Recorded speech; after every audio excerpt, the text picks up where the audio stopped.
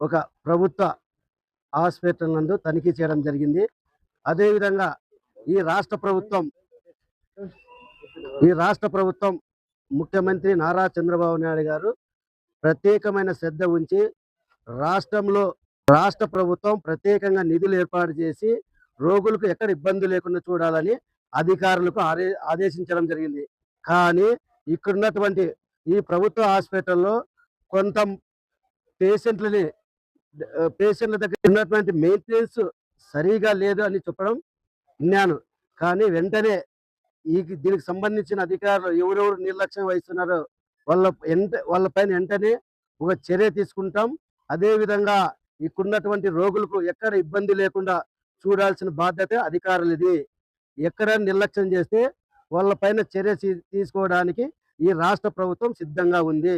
కానీ ఈ రాష్ట్ర ప్రభుత్వం ఎక్కడ ఏ ఇబ్బంది లేకుండా అన్ని సౌకర్యాలు ఇస్తున్నారు. దానికి అనుగుణంగా ఇక్కడ ఉన్నటువంటి అధికారులు చేయాలని ఆదేశిస్తున్నాను. ఓకేనా? ఓకే. ఈ ఏసీ డైరెక్ట్ పై చూడడం జరిగింది. ఏసీలు ఏదో రిపేర్ ఉన్నాయన్నాడు. వెంటనే దాన్ని రిపేర్ చేపిస్తాం సార్ అని చెప్పారు. అతి తొందరలోనే గంటల్లోనే ఆ ఏసీలు రిపేర్ చేసి పనిచేసే విధంగా చూస్తాం సార్ అని ఇక్కడ ఉన్నటువంటి సూపరింటెండెంట్ గారు చెప్పారు. ఆర్ఎంఓ సూపరింటెండెంట్ గారు చెప్పారు కాబట్టి దాని అనుగుణంగా ఇక్కడున్నటువంటి అధికారులు పనిచేస్తారని ఆదేశించడం జరిగింది. ఓకేనా?